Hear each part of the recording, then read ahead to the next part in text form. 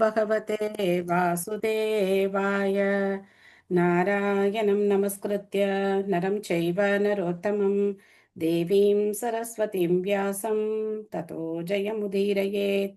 नष्टप्रायेषु भद्रेषु नित्यं भागवतसेवया भगवती उत्तमश्लोके भक्तिर्भवती नैष्टुकी। निगमकल्पतरोर्गलितं फलं सुखमुखातमृतद्रवसंयुतं पिबद भागवतं रसमालयं मुहुरहो रसिका भुवि भावुकाः। ॐ अज्ञानतिमिरान्धस्य ज्ञानाञ्जनशलाकया चक्षुरुन्मिलितं येन तस्मै श्रीगुरवे नमः। श्रीचैतन्यमनोभीष्टं स्थापितं येन भूतले स्वयं रूप कदा मह्यं ददाति स्वपदान्तिकं। वन्देऽहं श्रीगुरो श्रीयुतपथकमलं श्रीगुरून् वैष्णवांश्च श्रीरूपं साग्रजातं सहगण रघुनाथान्वितं तं सजीवं साद्वैतं सावधूतं परिजनसहितं कृष्णचैतन्यदेवं श्रीराधा कृष्णपादान् सहगण ललिता श्रीविशाखान्वितांश्च। हे कृष्ण करुणा सिन्धो दीनबन्धो जगत्पते गोपेश गोपिका कान्त राधा कान्त नमोऽस्तु ते। तप्त काञ्चन गौराङ्गी राधे वृन्दावनेश्वरी वृषभानुसुते देवी प्रणमामि हरिप्रिये। वाञ्छाकल्पतरुभ्यश्च कृपा सिन्धुभ्यैव च पतितानां पावनेभ्यो वैष्णवेभ्यो नमो नमः। नमो विष्णुपादाय कृष्णप्रेष्ठाय भूतले श्रीमते भक्तिवेदान्त स्वामिन् इति नामिने। नमस्ते सारस्वते देवे गौरवाणी प्रचारिणे निर्विशेष शून्यवादी पाश्चात्य देशतारिणे। जय श्री कृष्ण चैतन्य प्रभु नित्यानंद श्री अद्वैत गदाधर श्रीवासादि गौर भक्तवृंद। हरे कृष्णा कृष्ण कृष्णा हरे हरे हरे रामा राम राम हरे हरे। मुखं करोति वाचालं पङ्गुं लङ्घयते गिरिं यत्कृपातमहं वन्दे श्रीगुरुं दीनधारिणं परमानन्दं माधवं श्रीचैतन्यम् ईश्वरम्। हरिः ओं तत्सत्। कथाञ्चन स्मृते यस्मिन् दुष्करं सुकरं भवेत् स्मरेति प्रीतं स्यात् श्रीचैतन्यं नमामि तम्। हरे கிருஷ்ணா. நேற்று பார்த்ததுல நேற்று இல்லை, சனிக்கிழமை பார்த்ததுல ஏதாவது ஞாபகம் இருக்கா உங்களுக்கு? பாயிண்ட்ஸ் இருக்காது? ஹரே ஹரே கிருஷ்ணா. கிருஷ்ண மாதாஜி. ஹரே கிருஷ்ணா. ஹரே கிருஷ்ண மாதாஜி, மாதாஜி. இன்னைக்கு வந்து நீங்க பகவானோட பாத குறியீடுல பத்தி சொல்றேன்னு சொன்னீங்க மாதாஜி. ஆமா சொல்லியிருந்தேன். ஆனா இதை திரும்ப இன்னைக்கு நான் வாய்தா வாங்கிக்கிறேன், நாளைக்கு சொல்றேன். ஓகேங்க மாதாஜி. ஹரே ஃபுல்லா கிருஷ்ண பிஸி மாதாஜி. ஆயாச்சு. ஓகே, ஹரே கிருஷ்ணா. ஓகேங்க. ஹரே கிருஷ்ண மாதாஜி. ஹரே கிருஷ்ணா. குந்தி மகாராணி பிரார்த்தனை பண்ணாங்க இல்லையா? என்ன பிரார்த்தனை பண்ணாங்க? லாஸ்டா என்ன பிரார்த்தனை பார்த்தோம்? குந்தி மகாராணி சொல்றாங்க, மாதாஜி எனக்கு அப்பா வீட்டு சொந்தமும் வேண்டாம், புருஷன் வீட்டு சொந்தமும் வேண்டாம், நான் வந்து உன்னுடைய திருவடிக்கே வந்துடுறேன், என்ன சேர்த்திக்கோ. எனக்கு பொழுதுனிக்கு இவங்க நல்லா இருக்கணும் அவங்க நல்லா இருக்கணும்னு கேட்டு கேட்டு எனக்கு ரொம்ப அழுத்து போச்சு அப்படின்னு சொல்லி அவங்க வந்து பிரார்த்தனை பண்றாங்க மாதாஜி கடைசியா. சோ அவங்க என்ன சொன்னாங்க? இந்த ரெண்டு பக்கத்து பாசத்தையும் எனக்கு துண்டிச்சிடுங்க அப்படின்னு சொல்லி சொல்றாங்க இல்லையா? சிந்தி அப்படின்னா துண்டிக்கிறது, திருடம் பாண்டுஷு ருஷ்டிஷு. இந்த இந்த பாச பிணைப்பு ரொம்ப வலுவானதா இருக்கு, அதை தயவு செய்து என்ன துண்டிச்சிடுங்க அப்படின்னு சொல்லி பிரார்த்தனை பண்ணாங்க. தேங்க்யூ மாதாஜி. இன்னைக்கு நாம அடுத்த பதம் 42 பார்க்க போறோம். இந்த பதம் எல்லாருமே என்ன பண்ணலாம்? மெமரைஸ் பண்ணி பகவான்கிட்ட போய் இந்த பதத்தை நாம பிரார்த்தனை பண்ணலாம். போன பதமும் அவங்கவுங்களுக்கு இஷ்டம் இருந்ததுன்னா பிரார்த்தனை பண்ணலாம். பட் இந்த பதம் எல்லாருமே பிரார்த்தனை வந்து நம்ம வந்து பகவான்கிட்ட போய் பண்ணலாம். அதனால இந்த ஸ்லோகத்தை எல்லாரும் படிங்க. त्वयि मे अनन्य विषया मतिर्मधुपते सकृत् रतिमुद्वहता दत्ता गंगे वौकम्बुधन्वती. யாராவது படிக்கணும்னு நினைச்சீங்கன்னா ஸ்லோகம் படிங்க. நான் படிக்கிறேன் மாதாஜி. त्वयि मे नन्य विषया मदिर्मधुपते सकृत् रतिम् उद्वहा तत्ता கங்கே ஓகம் உதன்வதி. ஹரே கிருஷ்ணா மாதாஜி. ஹரே கிருஷ்ணா. தேங்க்யூ மாதாஜி. ஹரே ஹரே கிருஷ்ணா கிருஷ்ண மாதாஜி. மாதாஜி. ஹரே கிருஷ்ணா. त्वयि मे नन्य विषया मदिर्मधुपदे सकृत् रतिम् उद्वहतात् अत्ता गंगे वौगम् उदन्वति. हरे कृष्णा. ஹரே கிருஷ்ணா. हरे कृष्ण। त्वयि मे अनन्यविषया मतिर्मधुपते सकृत् रतम् उद्वहदात् अथ கங்கே வௌகம் உதன்வதி. ரத்திம் அப்படின்னு படிக்கணும். அந்த தீ அந்த இது விட்டு போயிருக்கு, அதை போட்டுக்கோங்க. ரத்திம் உத்வஹதா தத்தா கங்கை வௌகம் உதன்வதி. மொழிபெயர்ப்பு हरे பார்க்கலாமா? कृष्ण। படிங்க மாதாஜி. त्वयि मे अनन्यविषया मतिर्मधुपदे सकृत् रतिमुद्गदा दत्ता गङ्गौकमुदन्वती। हरे कृष्ण माताजी। ஹரே கிருஷ்ணா. தேங்க்யூ மாதாஜி. மொழிபெயர்ப்பு பொருளுரை வழங்கியவர் தேவதராச பக்தி வேதாந்த சுவாமி ஸ்ல பிரபுபாத் கி ஜெய். மொழிபெயர்ப்பு. மதுவின் இறைவனே, கங்கை தடையில்லாமல் எப்பொழுதும் கடலை நோக்கி ஓடிக்கொண்டே இருப்பதைப் போலவே என்னுடைய கவனம் வேறு யாரிடமும் திசை மாறி சென்று விடாமல் எப்பொழுதும் உங்களால் கவரப்பட்டதாகவே இருக்க அருள் புரியுங்கள். இவ்வளவு அருமையான பிரார்த்தனை பார்த்தீங்களா? அற்புதமான பிரார்த்தனை. யாரெல்லாம் சார்தாம் யாத்திரா போயிருக்கீங்க? கங்கோத்ரி, யமுனோத்ரி இந்த பக்கம்லாம் யார் போயிருக்கீங்க? கங்கோத்ரி போயிருக்கோம் மாதாஜி. கங்கோத்ரி போயிருக்கீங்களா? Yeah, So, yeah. நல்ல அனுபவம் இல்ல கங்கோத்ரி போகும்போது? Yes, very much. அப்ப பார்த்தோம் அப்படின்னாக்க கங்கை நதியுடைய பிரவாகம் வந்து அவ்வளவு எளிதான ஒரு பிரவாகம் கிடையாது. சில இடங்கள்ல பார்த்தோம் அப்படின்னா மலைகள்ல உருண்டு வந்துட்டு இருப்பாங்க. சில இடங்கள்ல பார்த்தோம்னா நிறைய கற்கள்லாம் இருக்கும். இந்த கங்கை வர பாதையில நிறைய கற்கள்லாம் இருக்கும், அதையெல்லாம் தாண்டி வந்துட்டு இருப்பாங்க.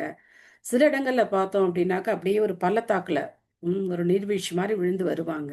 சில இடங்கள்ல தடையில்லாம அப்படியே அகலமா நல்ல பிரவாகமா போயிட்டு இருப்பாங்க.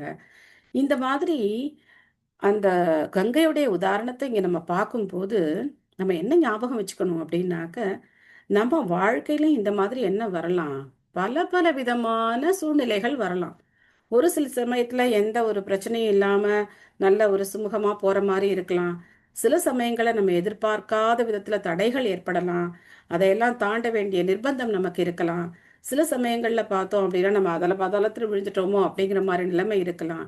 எந்த நிலையா இருந்தாலும் சரி, நம்ம மனம் அப்படிங்கிறது பகவானுடைய திருநாமத்துல இருக்கணும். ஹரே கிருஷ்ண கிருஷ்ண கிருஷ்ண ஹரே ஹரே, ஹரே ராம ராம ராம ஹரே ஹரே. அதனால இந்த பிரார்த்தனையை நம்ம பகவான்கிட்ட நித்தியம் சொல்லலாம். தொய்மே அனன்ய விஷய மதிர் மதுபதே சக்ருத் ரதிமுத்வஹதா தத்தா கங்கே வௌகம் உதன்வதி. கங்கைக்கு எப்படி வந்து அந்த கங்கா சாகர்ல போய் கலக்கிற வரைக்கும் அவங்க என்ன பண்றது கிடையாது, ஓய்வே கிடையாது. இந்த கங்கா சாகர்ல போய் இந்த கடலோட கலக்கிற வரைக்கும் கங்கை ஓய்வில்லாம வந்துகிட்டே இருக்காங்க. அந்த மாதிரி நமக்கு எத்தனை தடைகள் இருந்தாலும் சரி, தடை இல்லாத வாழ்க்கையே கிடையாது. என்ன இருந்தாலும் சரி, கடைசியில நம்ம பகவானுடைய சேவையை நோக்கி நம்ம என்ன பண்ணிக்கிட்டே இருக்கணும், அதையே குறிக்கோளா வச்சு நம்ம வந்து போயிட்டே இருக்கணும். எப்போ நமக்கு பகவானுக்கு சேவை கிடைக்க வாய்ப்பு கிடைக்குதோ அந்த சேவையை எடுத்துக்கிட்டு நம்ம வந்து போயிட்டே இருக்கணும். பொருளுரை. சாந்தி மாதாஜி, சாந்தி மாதாஜி படிக்கிறீங்களா? ஹரே கிருஷ்ண மாதாஜி. ஹரே கிருஷ்ணா. மொழிபெயர்ப்பு பொருளுரை வழங்கிய தெய்வ திரு ஆசா பக்தி வேதாந்த சுவாமி பிரபுபாதருக்கு ஜெய். பொருளுரை.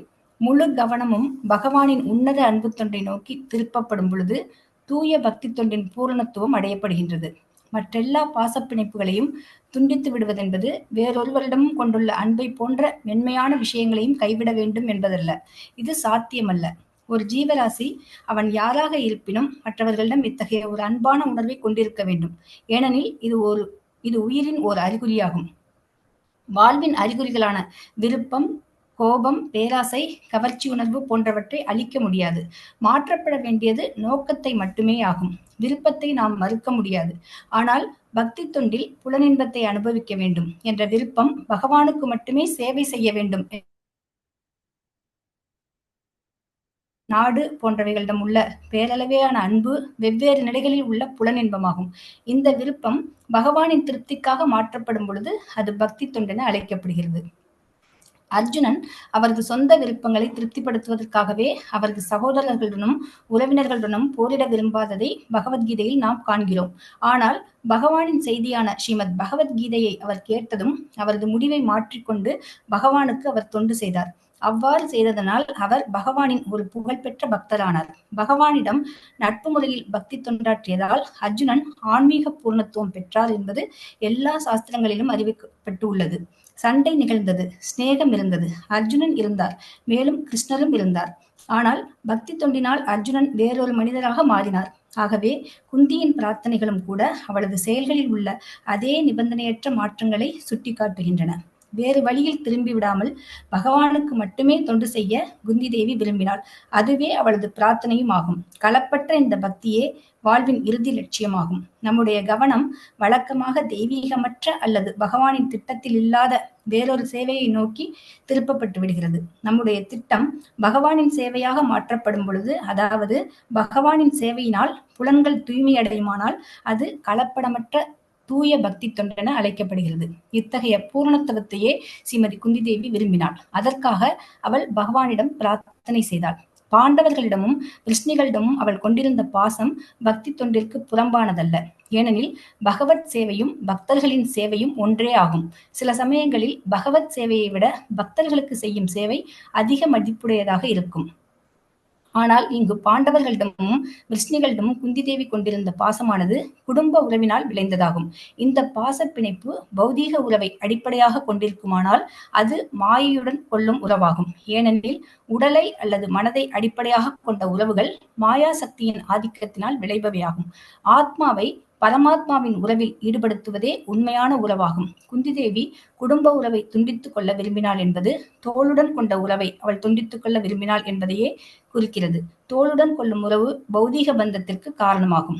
ஆனால் ஆத்மாவுடன் கொள்ளும் உறவு விடுதலைக்கு காரணமாக அமைகிறது. பரமாத்மாவுடன் கொள்ளும் உறவின் வழியாக ஆத்மாக்களுக்கு இடையிலுள்ள இவ்வுறவை நாம் ஏற்படுத்திக் கொள்ள முடியும். இருளில் காண்பது காண்பதாகாது. ஆனால் சூரிய ஒளியின் உதவியுடன் காண்பது என்பது சூரியனையும் இருளில் காணப்படாத அனைத்தையும் காண்பதை குறிப்பதாகும். இதுவே பக்தி தொண்டின் வழியாகும். Hare Krishna Mataji. Thank you Hare Mataji. Krishna, thank you Mataji. Hare Krishna, thank you Mataji. So மிக அற்புதமான பொருளுரை. பிரபுபாத் என்ன சொல்றார்? அன்பு, பாசம், இதையெல்லாம் நம்ம என்ன பண்ண முடியாது. செயற்கையாக நம்ம வந்து கல் கிடையாது, நம்ம யாரும் ரோபோ கிடையாது, மிஷின் கிடையாது. அதையெல்லாம் என்ன பண்ண முடியாது, நம்ம கட்டுப்படுத்திக்கிட்டு ஒரு ஜடம் மாதிரி எல்லாம் இருக்க முடியாது. ஸோ இதெல்லாம் நம்ம என்ன பண்ணணும் அப்படின்னா, புலனின்பத்துக்கான விருப்பங்களை எல்லாம் பக்தியில வந்து பகவானுடைய தொண்டா மாத்திக்கணும். பிரபுபாதர் தான் நமக்கு வந்து பக்தி அப்படிங்கிறத எப்படி மொழிபெயர்த்திருக்கார்? பக்தி தொண்டு அப்படின்னு மொழிபெயர்த்து கொடுத்திருக்கார். இது வரைக்கும் நம்ம அந்த மாதிரி கேள்விப்பட்டிருப்போமா? பக்தின்னா பக்தி தொண்டுன்னு கேள்விப்பட்டிருப்போமா? கிடையவே கிடையாது. ஸோ பிரபுபாதர் அந்த மாதிரி நமக்கு கொடுத்திருக்கார். பக்தி அப்படின்னு சொன்னா பகவானுக்கு செய்யக்கூடிய சேவை, பக்தியோட செய்யக்கூடிய சேவை. அதுல புலனின்பம் இருக்கக்கூடாது. புலனின்பத்துக்காக இல்லாம பகவானுடைய திருப்திக்காக நம்ம அந்த காரியத்தை செய்யணும். அப்போ அந்த அன்பு, பாசம் எல்லாமே யார் மேல நம்மளால காட்ட முடியும்? பகவான் மேல நம்ம வந்து காட்ட முடியும். ஸோ அதுதான் வந்து நம்ம பண்ண வேண்டிய ஒரு முக்கியமான விஷயம். திசை திருப்பி விடணும். ஏன்னா இப்ப பௌதிகமா இருக்கிற நம்மளுடைய எண்ணங்களை பகவானை நோக்கி நம்ம திசை திருப்பணும். அப்படி செய்யும்போது இயற்கையாவே பகவான் மேல அன்புனா என்ன அர்த்தம்? பக்தர்கள் மேல கொண்டு இருக்கிற பாசம். பக்தர்கள் மேல பாசம் வைக்கிறது எந்த விதத்திலையும் தவறு கிடையாது. பக்தர்கள் மேல அன்போட இருக்கிறது தவறு கிடையாது. பக்தர்களுக்கு சேவை செய்யறது பகவான் ரொம்ப தனக்கு சேவை செய்யறதை விட பக்தர்களுக்கு சேவை செய்யறத பகவான் ரொம்ப உயர்வா நினைக்கிறார். அதனால பக்தர்களுக்கு சேவை செய்யறது, பக்தர்கள் கூட அன்பா இருக்கிறது, நட்பா பழகிறது, இதெல்லாம் தவறு கிடையாது. இன்னும் சொல்ல போனா பக்தர்கள் சங்கத்துல நம்ம என்ன செய்யணும்? இன்னும் நம்ம வந்து ரொம்ப எல்லாரோடையும் நல்ல விதத்துல அன்போடையும் நட்போடையும் நம்ம வந்து பழகணும். மூணு விதமா பக்தர்கள் சங்கத்துல நம்ம வந்து பழகிறதுக்கு தெரிஞ்சுக்கணும். எல்லாருக்குமே இந்த 3 விதமான பேர் இருப்பாங்க. அதாவது யார் அப்படின்னா, நம்மளை விட உயர்ந்த நிலையில இருக்கிறவங்க, முதல் நிலையில இருக்கிறவங்க, நம்மளை விட கொஞ்சம் உயர்ந்த நிலையில இருக்கிறவங்க. அவங்க கிட்ட நாம பணிவோட கேட்டுக்கணும். அவங்க சொல்லும் போது நாம கேட்டுக்கணும். நமக்கு சமமா இருக்கக்கூடியவங்க, நம்ம நிலையிலேயே இருக்கக்கூடியவங்க, அவங்களோட நட்போட பழகி நாம வந்து பகிர்ந்துக்கலாம். நம்மளுடைய சந்தேகங்கள் இதெல்லாம் நம்ம வந்து பகிர்ந்துக்கலாம். நமக்கு கீழே இருக்கிறவங்க, அவங்க கிட்ட நம்ம எப்படி இருக்கணும்? ரொம்ப அன்பா, அவங்க மேல ரொம்ப கருணையா அவங்களுக்கு நாம சொல்லித்தரணும். நாம அப்படியே உல்டா பண்ணக்கூடாது. நமக்கு மேல இருக்கிறவங்களுக்கு நம்ம என்ன பண்ணக்கூடாது? புத்தி சொல்றது, அறிவுரை சொல்றது, நீங்க இந்த மாதிரி பண்ணுங்க, நீங்க அது பண்ணுங்க, இதுக்கு இதான் அர்த்தம், இது இப்படி நான் எனக்கு தெரியும், அப்படி இப்படி தெரியும் அப்படின்னு நமக்கு தெரிஞ்சதெல்லாம் போய் நம்ம என்ன பண்ணக்கூடாது?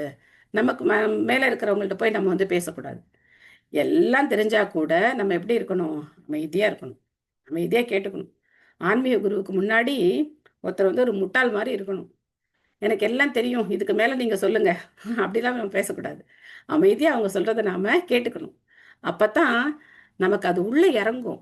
விஷயமா தெரிஞ்சிருக்கலாம். இப்ப வந்து பகவத்கீதை, பிரபுபாதருடைய பகவத்கீதை படிக்கிற எல்லாருக்கும் விஷயமா தெரியலாம். என்ன தெரியலாம்? நாம இந்த உடல் இல்ல ஆத்மா அப்படின்னு தெரியலாம். ஆனா அதை நம்ம நடைமுறைக்கு கொண்டு வந்திருக்கோமா அப்படின்னா அது சந்தேகம்தான். அப்போ ஆன்மீக குரு நம்மளை பார்த்து சொல்லும்போது, நீ இந்த உடல் இல்ல ஆத்மா அப்படின்னு சொல்லும்போது, எனக்கு இது தெரியுமே, திரும்ப எதுக்காக என்கிட்ட இதை சொல்றீங்க, நான் படிச்சிருக்கேனே அப்படின்னு நம்ம சொல்லக்கூடாது. அவர் சொல்லும்போது நம்மளால என்ன பண்ண முடியும்? அதை நடைமுறைப்படுத்த முடியும். அப்ப அமைதியா கேட்டுக்கணும். பெரிய இப்பெல்லாம் என்ன ஆச்சு அப்படின்னாக்க, புதிய புதிய விஷயங்கள் சொல்லுவாங்களா அப்படின்னு சொல்லி நினைக்கிறாங்க. சொன்னதே சொல்றாங்களே, புதுசா ஏதாவது சொல்லுவாங்களா? அவர் வந்து புதுசா சொல்றாங்க, இவங்க புதுசா சொல்றாங்க அப்படின்னு நினைக்கிறாங்க. அந்த மாதிரி கிடையாது. நம்ம என்ன இன்ஃபர்மேஷன்லாம் கேதர் பண்ணிட்டு என்ன பண்ண போறோம் நம்ம? அப்படி கிடையாது. நம்ம வாழ்க்கையில நம்ம வந்து நடைமுறைப்படுத்தணும் அப்படின்னா பணிவோட நம்ம கேட்டுக்கணும். நமக்கு சமமா இருக்கிறவங்கள்ட்ட நம்ம என்ன பண்ணணும்? நட்போட பழகணும். நட்போட பழகும்போது என்ன ஆகும் அப்படின்னாக்க, பகிர்ந்துக்குவோம். எல்லாத்தையும் நம்மளால பகிர்ந்துக்க முடியும். நம்மளுடைய பிரச்சனைகள், இன்ப துன்பங்கள், நம்ம சாண்டிங்ல நம்ம எப்படி சாண்டிங் பண்றோம், எப்படி இம்ப்ரூவ் பண்ணிக்கலாம், இதெல்லாம் நம்ம டிஸ்கஸ் பண்ணலாம். நல்லா இருக்கும். நமக்கு மேல இருக்கிறவங்கள்ட்ட நம்ம சந்தேகமா கேட்டு அதை தெளிவு பண்ணிக்கணும். நமக்கு கீழே இருக்கிறவங்களுக்கு நாம உதவி செய்யணும். கருணையோட, அன்போட அவங்களுக்கு நாம உதவி செய்யணும். ஆக பக்தர்களோட பழகிறது அப்படின்னா இதுதான். மத்தியம, அதாவது எப்படி சொல்ல போனா, உத்தம அதிகாரி, மத்தியம அதிகாரி, கனிஷ்ட அதிகாரி, இந்த 3 நிலை. உத்தம அதிகாரி நிலையில இருக்கிறவங்க ஆன்மீக குரு, அவங்கெல்லாம் வந்து உத்தம அதிகாரி நிலையில இருக்கக்கூடியவங்க. மத்தியம அதிகாரினா நமக்கு சமமா இருக்கக்கூடியவங்க, மத்தியம அதிகாரி நிலையில இருக்கிறவங்க. கனிஷ்ட அதிகாரிகளா இருக்கிறவங்க அப்படின்னாக்க நம்மளை விட கொஞ்சம் தாழ்ந்த, அதாவது இப்பதான் புதுசா வந்திருக்கலாம், அவங்களுக்கு எப்படி ஜபம் பண்றதுன்னு தெரியாம இருக்கலாம். அவங்களுக்கு நம்ம அன்போட எப்படி ஜபம் பண்றது அப்படின்னு சொல்லி கொடுக்கணும். அப்போ அவங்கள்ட்ட நம்ம என்ன பண்ணக்கூடாது? எனக்கு இதெல்லாம் தெரியும், எனக்கு அப்படி தெரியும், எனக்கு இப்படி தெரியும், நான் வந்து இங்க வந்து 10 வருஷம் ஆகுது, அப்படிலாம் நம்ம வந்து அவங்கள்ட்ட போயிட்டு என்ன பண்ணக்கூடாது? பெருமை அடிச்சுக்க கூடாது. அன்போட கருணையோட அவங்களுக்கு நாம சொல்லித்தரணும். அப்ப இப்படி பழகினோம்னு வச்சுக்கோங்களேன், பிரச்சனை இல்லாம இருக்கும். எங்கேயாவது ஒரு இடத்துல நம்ம தப்பு பண்ணிட்டு என்ன பண்ணுவோம்? மாட்டிக்குவோம். ஸோ பிரபா சொல்றார், பக்தர்களோட உறவு இருக்கிறதுல தப்பு கிடையாது. ஆனா அந்த உறவு எதை அடிப்படையா வச்சிருக்க கூடாது? நம்மளுடைய குடும்ப உறுப்பினர்கள், இவங்க நம்ம குடும்பம், அதனால நான் வந்து அவங்களோட உறவு அந்த மாதிரி இருக்கக்கூடாது. இத வந்து நல்ல முதிர்ந்த பக்தியில ஒரு ஒரு நல்ல ஒரு முதிர்ந்த நிலையில இருக்கிற பக்தர்கள் அந்த மாதிரி இருக்கிறத நம்மளால பார்க்க முடியும். அவங்க குடும்ப அங்கத்தினர்கள் எல்லாரும் பக்தர்களா இருந்தாலும் சரி, அவங்க அவங்கள எப்படி டீல் பண்றாங்க, மற்ற பக்தர்கள்ட்ட எப்படி அவங்க வந்து நடந்துக்கிறாங்க அப்படின்னு பார்க்கும்போது ரொம்ப அருமையா இதை நம்மளால வந்து புரிஞ்சுக்க முடியும். எல்லார்ட்டையும் சமமா நடந்துப்பாங்க. இவங்க வந்து என்னுடைய மனைவி, இவன் வந்து என்னுடைய பையன், இவங்க வந்து என்னுடைய பொண்ணு அப்படிங்கிறதுனால அவங்களுக்கு ஒரு மாதிரி அறிவுரை, நம்ம போனோம் அப்படின்னா நமக்கு ஒரு மாதிரி அறிவுரை, அந்த மாதிரிலாம் பண்ண மாட்டாங்க. எல்லாருக்கும் ஒரே மாதிரியான விஷயங்களை அவங்க வந்து எடுத்து சொல்றதை நம்மளால வந்து பார்க்க முடியும். அந்த முதிர்ச்சி வரணும். பக்தியில வந்து அந்த முதிர்ச்சி வந்தது அப்படின்னாக்க, அப்போ எல்லாரையும் சமமா பார்க்கக்கூடிய அந்த மனப்பான்மை இருக்கும். அந்த மாதிரி இருக்கிற பக்தர்கள் அவங்க வந்து எல்லாரையுமே வாசுதேவ குடும்பகம் அப்படிங்கிற மாதிரி பார்ப்பாங்க. பகவானோட தொடர்புல பார்ப்பாங்க. பிரபுபா சொல்லியிருக்காரு இல்லையா, ஆத்மாவோட தொடர்பு படுத்தி பார்க்கறது ஒரு விஷயம், பரமாத்மாவோட தொடர்புல பார்க்கும்போது அது வந்து இன்னும் உயர்ந்தது. ஸோ அப்படி வழி நடத்தக்கூடிய பக்தர்களும் இருக்காங்க. எல்லாரையும் சமமா பார்த்து அவங்க அவங்களுடைய நிலைக்கு ஏற்ற மாதிரி அவங்கவுங்கள வழி நடத்தக்கூடிய பக்தர்களும் இருக்கத்தான் செய்றாங்க. ஸோ அதனால பாசம், அன்பு இதெல்லாம் நம்ம வந்து துறக்கணும் அப்படிங்கிறதுலாம் கிடையாது. தேவையில்லாம நம்ம உடல் மேல என்ன பண்ணக்கூடாது? பாசம் வைக்கக்கூடாது. இப்போ ஒரு சந்தேகம் வரலாம், நம்ம குடும்பத்துல எல்லாரும் பக்தர்களா இல்ல, அப்படின்னா என்ன செய்யறது? இல்லையா? இப்ப குந்தி மகாராணி இந்த மாதிரி பிரார்த்தனை பண்றாங்க, பக்தர்களா இருக்காங்க 2 பக்கமுமே, இந்த மாதிரி பிரார்த்தனை பண்றாங்க. பக்தர்களா இல்லாத போது நம்ம வந்து இந்த மாதிரி பிரார்த்தனை பண்ணிட்டு, அச்சோ குடும்பமே வேண்டாம்ப்பா, இவங்கெல்லாம் வந்து யாருமே வந்து சரி கிடையாது, நான் தான் பக்தி பண்றேன், நான் தான் ஜபம் பண்றேன், இவங்கெல்லாம் அசுரர்கள், யாருமே எதுவுமே எடுத்துக்க மாட்டாங்க அப்படி நினைக்கிறதா? என்ன பண்ணலாம் சொல்லுங்க? என்ன பண்ணலாம்? குடும்ப உறுப்பினர்கள் பக்தர்களா இல்லைன்னா என்ன பண்ணலாம்? அவங்களுக்கு நம்ம அவங்களுக்கு சொல்லிக் pray கொடுக்கணும். பண்ணலாம். பொறுமையுடன் காத்திருக்க வேண்டும். பொறுமையா நம்ம பண்ணணும். சொல்லிக் கொடுக்கணும். ம் அன்பாக கருணையோட இருந்து அவங்களையும் நம்ம வழிக்கு கொண்டு வர வேண்டும். கொண்டு வரணும். ஒண்ணு அப்படி பண்ணணும். இல்லையா, நம்ம வழிக்கு வரலையா, அவங்கள உடலா பார்க்காம இருக்கணும். ஆத்மாவா பார்க்கணும். ஆத்மாவா பார்த்து, பகவான் இந்த ஆத்மாவை என்னுடைய கர்மத்தை போக்குறதுக்காக எனக்கு கொடுத்துருக்கார். அதனால என்னால முடிஞ்ச வரைக்கும் இவங்களுக்கு நான் பக்தியை கொடுக்கறதுக்கு முயற்சி பண்ணணும். அதுதான் நம்ம பண்ண முடியும். யாரையும் நம்ம என்ன பண்ண முடியாது, ஃபோர்ஸ் பண்ண முடியாது. கிருஷ்ணன் எங்கேயாவது பகவத்கீதையில சொன்னாரா? நீ வந்து சொன்ன பேச்சு கேட்கல, உன் வந்து நாக்கு அறுத்துருவேன், மூக்கு அறுத்துருவேன் அப்படிலாம் எங்கேயாவது சொல்லியிருக்காரா? அப்படித்தானே பயமுறுத்துறோம். சாமி குத்தம் வந்துடும், அது ஆயிடும், இது ஆயிடும், அப்படிலாம் எங்கேயுமே கிருஷ்ணர் சொல்லல. என்ன சொல்றார் கிருஷ்ணர்? நான் சொல்றபடி கேட்டு நடந்தா உனக்கு நல்லது, இல்ல அப்படின்னா நீ கஷ்டப்படுவ, அப்படிதான் சொல்றார். அதனால இந்த சாமி குத்தம் அதெல்லாம் இங்க கிடையாது. இது ரொம்ப தெளிவா புரிஞ்சுக்கணும். பகவத்கீதையில பகவான் என்ன சொல்றார்? 3 குணங்களை கடந்து வா, சமநிலையில இரு, பாரபட்சம் பார்க்காத, எனக்கு பக்தி செய் அப்படின்னு சொல்றார். பக்தி செஞ்சா இதெல்லாம் தானா வந்துரும். அதான் இங்க பிரபுபா சொல்றார். அர்ஜுனன் புது மனுஷனா மாறிட்டான் அப்படின்னு சொல்றார். பகவத்கீதை கேட்கறதுக்கு முன்னாடி அர்ஜுனனுக்கு என்ன இருந்தது? குடும்ப பாசம் இருந்தது. எங்க தாத்தா, என்னோட பெரியப்பா, என்னோட அண்ணா, என்னுடைய ஆச்சாரியார், என்னுடைய மாமா, என்னுடைய மச்சான், என்னுடைய மகன்கள், என்னுடைய பேரன்கள், இவங்கதான் எனக்கு முன்னாடி நிக்கிறாங்க, நான் எப்படி இவங்களெல்லாம் கொல்றது அப்படின்னு சொல்லி அர்ஜுனனுக்கு அப்படியே குடும்ப பாசம் அப்படி அவ்வளோ இருந்தது. ஆனா பகவத்கீதையை கேட்டதுக்கு அப்புறம் அர்ஜுனன் புது மனிதனா மாறிட்டான், பக்தனா மாறிட்டான். அதுக்கு முன்னாடியும் பக்தன் தான். பட் கிருஷ்ணன் வந்து ஒரு காரணத்துக்காக அர்ஜுனன் அந்த மாதிரி ஒரு குழப்பத்துல கொண்டு போறார். ஏன்னா நமக்கு பகவத்கீதை கிடைக்கணுங்கிறதுக்காக. அதனால நம்ம குடும்ப அங்கத்தினர்களை நம்ம என்னைக்குமே என்னவா பார்க்கக்கூடாது, விரோதிகளா பார்க்கவே கூடாது. ஏன்னா நம்ம பண்ண கர்ம வினைக்கு ஏத்த மாதிரி பகவான் நமக்கு ஒரு குடும்பத்தை கொடுத்திருக்கார். நமக்கு இப்போ அந்த பாக்கியம் கிடைச்சிருக்கு, பகவானை பத்தி தெரிஞ்சுக்கிறதுக்கு, நாமம் சொல்றதுக்கு நமக்கு ஒரு பாக்கியம் கிடைச்சிருக்கு. அது கிடைச்சே நம்ம வந்து இந்த நிலையில இருக்கோம். அது கூட இல்லாத அவங்க பாவம் தானே. அந்த பாக்கியம் கூட அவங்களுக்கு கிடைக்கலன்னா அவங்க இன்னும் இவ்வளோ பாவம் இல்லையா? அந்த மாதிரி ஒரு கருணையோட இருக்கணும். ஏன்னா சில சமயங்கள்ல ரொம்ப என்ன சொல்றது, ரொம்ப மோசமான விளைவுகளையும் பக்தர்கள் சந்திக்க வேண்டி வரும். அது வந்து அவ்வளவு சுலபம் கிடையாது. பக்தி பாதையில நம்ம வந்து நேரா இருக்கணும் அப்படிங்கிறது அவ்வளவு சுலபம் கிடையாது. இப்போ சொந்தக்காரங்க வீட்டுக்கு போறோம், திடீர்னு நான் வந்து உங்க வீட்டில் சாப்பிட மாட்டேன் அப்படின்னு சொன்னா அவங்களுக்கு எப்படி இருக்கும்? என்ன நேத்து வரைக்கும் நல்லா தான் இருந்த, இப்போ என்ன திடீர்னு என்ன இதுவாயிட்டியா? என்ன சாப்பிட மாட்டேன்னு சொல்ற, என்ன வெங்காயம் சாப்பிட மாட்டேன், பூண்டு சாப்பிட மாட்டேன், என்ன சொல்ற நீ அப்படின்னு சொல்லி அவங்களுக்கு அது அவங்களால அதை டைஜஸ்ட் பண்ண முடியாது. அப்போ பிரச்சனைகள் வரும். நீ என்ன பெரிய இதுவா அதுவா அப்படின்னா நிறைய பிரச்சனைகள் வரும். நம்ம எந்த அளவுக்கு பணிஞ்சு நம்ம வந்து அன்போட சகிச்சு போறோமோ, நம்மளுடைய கொள்கைகளையும் நம்ம விட்டு கொடுக்க கூடாது. அதுக்காக எல்லா இடத்துலையும் போய் சாப்பிடலாம், என்ன வேணா சாப்பிடலாம் அப்படின்னு நம்ம இருக்கக்கூடாது. அதே சமயத்துல அவங்க மனசும் புண்படாம நம்ம வந்து நடந்துக்கணும். இதெல்லாம் வந்து என்ன சொல்றது, பக்குவத்துல தான் வரும். அது வந்து உடனே வந்துடாது. கொஞ்சம் கொஞ்சமா நம்ம பக்குவப்பட அப்பதான் நமக்கு வந்து அது புரிய வரும். யார்கிட்ட எப்படி நடந்துக்கணும், எப்படி சொன்னா அவங்க கேட்பாங்க அப்படிங்கிற மாதிரி நம்ம பக்குவப்பட்டாதான் அது வந்து வரும். ஆரம்பத்துலலாம் நாங்க இந்த மாதிரி இருக்கும்போது நிறைய எதிர்ப்புகள், நிறைய பிரச்சனைகள் வரத்தான் வந்தது. அதுக்கப்புறம் எங்க சொந்தக்காரங்களே என்ன சொல்ல ஆரம்பிச்சிட்டாங்க, ஆமா நீங்க தான் சாப்பிட மாட்டீங்கல்ல, உங்களுக்காக நாங்க வந்து பழம் கொடுத்துடுறோம் அப்படின்னு சொல்லி கல்யாணத்துக்கு போனா கூட ஒரு பையில ஒரு ஆப்பிளோ ஏதோ 2 பழத்தை போட்டு, நீங்க சாப்பிட மாட்டீங்களா, இந்த பழத்தை வச்சுக்கோங்க அப்படின்னு. சரி ரொம்ப சந்தோஷமா, ரொம்ப சந்தோஷங்க, நான் கொண்டு போய் நான் நைவேத்தியம் பண்ணி நான் வந்து இது சாப்பிட்டுக்கிறேன் அப்படின்னு சொல்லி நம்ம எடுத்துட்டு வந்துடலாம்.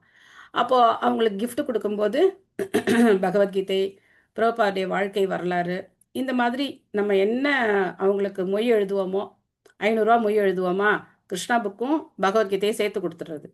இல்ல 100 ரூபா மொய் எழுதுவோமா, பிரபுபாதுடைய வாழ்க்கை வரலாறு. அந்த மாதிரி நம்மளுடைய பட்ஜெட்டுக்கு ஏத்த மாதிரி அவங்களுக்கு என்ன பண்ணுவோமோ அதுக்கு பதிலா ஸ்மால் புக்கு அந்த மாதிரி நம்ம வந்து gift கொடுத்துக்கிட்டே வந்தோம் அப்படின்னாக்க கண்டிப்பா அவங்க புரிஞ்சுப்பாங்க. இவங்க வந்து ஒரு பாதையில இருக்காங்க, இவங்கள நாம தொந்தரவு பண்ணக்கூடாது. ஆரம்பத்துல எல்லாம் வரும், எல்லா பிரச்சனைகளும் ஆரம்பத்துல வரும். அதுக்கப்புறம் அவங்களே வந்து புரிஞ்சுப்பாங்க. சில பேர் ரொம்ப பயசா இருப்பாங்க, புண்ணியவான்களா இருப்பாங்க. அவங்க என்ன பண்ணுவாங்க, எங்களாலயாவது இதெல்லாம் பண்ண முடியல, நீங்க பண்றீங்களே ரொம்ப சந்தோஷம் அப்படின்னு சொல்லி அவங்க வந்து என்கரேஜ் பண்ணுவாங்க. ஆக நம்மளை சுத்தி நல்லதும், நம்மள நல்லா பேசுறவங்களும் இருப்பாங்க, நம்மளை பற்றி இந்த மாதிரி வேற ஏதாவது பேசுகிறவங்களும் இருப்பாங்க, இல்லை வேஷம் போடுறோன்னு சொல்கிறவங்களும் இருப்பாங்க. எப்படி வேணால் மக்கள் இருக்கலாம். ஆனால் நாம் என்ன பண்ணணும், எல்லா சூழ்நிலையும் நம்ம வந்து அனுசரித்து போகணும். நாம் எதிர்ப்பு காட்டணும், நாம் வந்து வாய்ஸ் ரைஸ் பண்ணோம் அப்படின்னாக்க முதல் கெட்ட பேர் யாருக்கு வரும்? இஸ்கானுக்கு தான் வரும். முதல் கெட்ட பேர் இஸ்கானுக்கு தான். இவ்வளோ நாள் நீ நல்லா தான் இருந்த, இங்கே போக ஆரம்பிச்சதுலேருந்து உனக்கு வாய் ஜாஸ்தியாக போச்சு அப்படி இப்படின்னு சொல்லி பேச ஆரம்பிச்சிருவோம். அதனால நம்மளுடைய கொள்கைகளையும் நம்ம விட்டு கொடுக்கக்கூடாது, நம்ம பக்தியை நம்ம விட்டு கொடுக்கக்கூடாது. அதே சமயத்தில் நாம் பணிவாகவும் இருக்க கற்றுக்கணும். எந்த அளவுக்கு நம்ம பணிஞ்சு போகிறோமோ அந்த அளவுக்கு நம்ம பக்தியில் உயரலாம். அதான் பிரகலாதர் பண்ணார். பிரகலாதர் வந்து எல்லா துன்பங்களையும் பொறுத்துக்கிட்டார், எல்லாத்தையும் பொறுத்துக்கிட்டார். யாரையும் அவர் எதிர்க்கலை. நமக்கெல்லாம் அந்த அளவுக்கெல்லாம் இருக்க முடியாது, அந்த அளவுக்கு கஷ்டமும் நமக்கு வராது. நம்ம பொறுத்துக்கக்கூடிய லெவலில் தான் நம்மளுடைய பிரச்சனைகள் எல்லாம் இருக்கத்தான் செய்யும். அதனால இங்கே வந்து பிரபுபாத் கிளியராக சொல்கிறார், அன்பு பாசமெல்லாம் விட்டுட்டு நம்ம ஒரு மிஷின் மாதிரியெல்லாம் இருக்கக்கூடாது. நான் வந்து அப்படியே ஸ்ட்ரிக்டாக நான் சண்டை மாட்டேன், நான் சிரிக்க கூட மாட்டேன், அப்படிலாம் கிடையாது. பக்தர்கள் தான் அப்படி இருப்பாங்க, ரொம்ப சந்தோஷமாக இருப்பாங்க, எப்போவுமே சிரிச்சுக்கிட்டு ரொம்ப சந்தோஷமாக. எல்லா பிரச்சனைகளுக்கு நடுவுலையும் அவங்க வந்து சந்தோஷமாக இருக்கக்கூடியவங்க யாருன்னா பக்தர்கள் மட்டும்தான். குந்தி மகானுடைய பிரார்த்தனையுடைய இறுதி கட்டத்துக்கு நம்ம வந்துட்டோம். அற்புதமான ஸ்லோகம். ஸ்ரீ கிருஷ்ண கிருஷ்ண சகவிருஷ்ணி ஷபாவனி திருராஜன்ய வம்சதஹனான அபவர்க வீர்ய கோவிந்த கோத்விஜ சுரார்த்தி ஹராவதார யோகேஸ்வர அகில குரோ பகவன் நமஸ்தே. நமஸ்தே புருஷம் துவாத்யம் ஈஸ்வரம் பிரகிருதே பரம் அலக்ஷ்யம் சர்வபூதானாம் அந்தர்பகீரவஸ்திதம் அப்படி ஆரம்பிச்சாங்க. நமஸ்தே அப்படின்னு ஆரம்பிச்சாங்க, முடிக்கிறது எப்படி முடிக்கிறாங்க? யோகேஸ்வரா அகில குரோ பகவன் நமஸ்தே. அதனால பகவான் முன்னாடி விழுந்து வணங்குறது அப்படிங்கிறது அவ்வளவு முக்கியத்துவம் வாய்ந்தது. ஸ்ரீமத் பாகவதத்துல 18,000 ஸ்லோகம் இருக்கு. 18,000 ஸ்லோகத்துல கடைசி ஸ்லோகம் எதை பத்தி சொல்லுது அப்படின்னா, பகவானுடைய நாமம், பகவானுக்கு நமஸ்காரம் பண்றது. இந்த 2 விஷயங்கள் தான் சொல்லப்பட்டிருக்கு. அதனால பகவானை பார்த்த உடனே, பக்தர்களை பார்த்த உடனே நம்ம என்ன பண்ணணும்? நமஸ்காரம் பண்ணணும். ரொம்ப முக்கியமான விஷயம். அர்ஜுனனின் நண்பரே கிருஷ்ணா, விருஷ்ணி வம்சத்தினரில் முதன்மையானவரே, இந்த பூமியின் மீது விளையும் தொல்லைகளுக்கு மூல காரணமாக உள்ள அந்த அரசியல் கட்சிகளை அழிப்பவர் தாங்களே. உங்களுடைய வீரியம் ஒருபோதும் குறைவதில்லை. நீங்கள் ஆன்மீக உலகின் உரிமையாளர் ஆவீர். மேலும் பசுக்கள், பிராமணர்கள் மற்றும் பக்தர்களின் துன்பங்களை போக்குவதற்காகவே நீங்கள் அவதரித்திருக்கிறீர்கள். எல்லா யோக சக்திகளையும் நீங்கள் பெற்றிருக்கிறீர்கள். முழு பிரபஞ்சத்தின் குருவும் நீங்களே. நீங்கள் தான் சர்வ வல்லமை உடைய பகவான் ஆவீர். எனது பணிவான வணக்கங்களை உங்களுக்கு நான் சமர்ப்பிக்கிறேன். அற்புதமான ஒரு ஸ்லோகம். யோகேஸ்வரா அகில குரோ பகவன் நமஸ்தே. இதே தான் சஞ்சயனும் கன்க்ளூட் பண்றார். எத்திர யோகேஸ்வர கிருஷ்ண, யோகேஸ்வரா அங்கேயும் சொல்றார் எல்லா யோகிகளின் இறைவன் அப்படின்னு சொல்றார். அதனால பகவான் தான் டாப் மோஸ்ட். எல்லா யோகிகளுக்கும் அவர் தான் சிறந்த யோகியா இருக்கார். இங்கேயும் அதே வார்த்தை பார்க்குறோம். பகவத்கீதையிலையும் சஞ்சயன் தன்னுடைய கன்க்ளூஷனை சொல்றார். எத்திர யோகேஸ்வர கிருஷ்ணோ எத்திர பார்த்த தனுர்தரக தத்ர ஸ்ரீர் விஜயோ பூதிர் துருவா நீதிர் மதிர்மம. பகவானை பொறுத்த வரைக்கும் அவரை வந்து அகிலாண்ட கோடி பிரம்மாண்ட நாயகனே, பரமாத்மாவே அப்படிலாம் கூப்பிடுறதெல்லாம் அவருக்கு வந்து அவ்வளோலாம் இஷ்டம் கிடையாது. பகவானுக்கு எது ரொம்ப இஷ்டமா இருக்கு? இங்க சொல்றாங்க இல்லையா, அதாவது கோவிந்தா கோவிந்தா. சோ கோவிந்தா நாமம் எதுக்காக அவருக்கு எதுக்கு எதனால அந்த நாமம் ரொம்ப இஷ்டமா இருக்கு? பசு, கோனா பசு, கோக்களை பரிபாலனம் பண்றதுனால, பசுக்களை பரிபாலனம் பண்றதுனால. சோ அவங்களோட சேர்ந்து இருக்கும்போது பகவானுக்கு அது ரொம்ப சந்தோஷம் கொடுக்குது. கோபர்களோட அந்த மாதிரி இப்போ வந்து கோபி ஜன வல்லபா அப்படின்னு சொல்றோம். நம்ம எப்படி சொல்றோம்? ஹே கிருஷ்ண கருணா சிந்தோ தீனபந்தோ ஜெகத்பதே கோபேஷ கோபிகா காந்த ராதா காந்த நமோஸ்துதே. அதெல்லாம் பகவானுக்கு ரொம்ப பிடிச்சிருக்கு. அந்த மாதிரி பகவானை வந்து புகழணும். அது மாதிரி பார்த்த சாரதி என்ன அர்த்தம்? பார்த்தனுக்கு தேர் ஓட்டினார் இல்லையா, பார்த்த சாரதி. கோவர்தனகிரியை தூக்கினார், கிரிதாரி. காளிங்கன் மேல நர்த்தனம் ஆடினார், அதனால அவர் வந்து காளிங்க நர்த்தனர் அப்படின்னு நம்ம வந்து சொல்றோம். இது மாதிரி பகவானுடைய லீலைகளோட சேர்த்து சொல்லும்போது, பகவானுடைய பக்தர்களோட சேர்த்து சொல்லும்போது பகவானுக்கு அது ரொம்ப ரொம்ப பிரீத்தியா இருக்கு.